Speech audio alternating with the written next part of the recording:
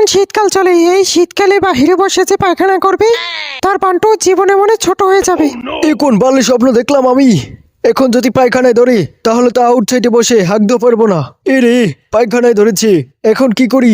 দেখি পায়খানা বাবাকে ডেকে। জয় বাবা পায়খানা, তুমি চোখ খোলো। আমায় ডেকেছিস বর্ষ? এই কি স্বপ্ন দেখলাম বাবা? তুই ঠিকই দেখেছিস, এই শীতে তুই বাইরে পায়খানা করতে পারবি না। আমার তো এখন হাগায় ধরছে, আমি কি করব? বাবা তাড়াতাড়ি একটু উপায় বলুন, নাহলে প্যান্টে হেগে দেবো।